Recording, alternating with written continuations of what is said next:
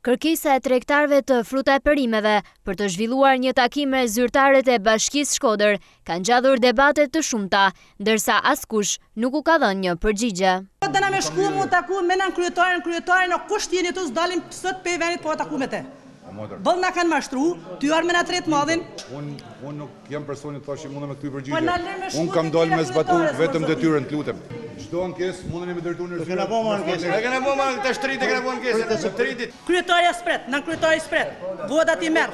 Aksionet e policisë bashkiake për lirimin e hapësirave publike ka lënë pa punë qindra tregtar ambulant, ndërsa këta të fundit kërkojnë gjetjen e një tregu për shitje. Na kanë ardhur tash 4 orë, e katët aty që bëjmë replika me mund me taku kryetarin, as kërkush nuk i bën mbrapa kësaj punë.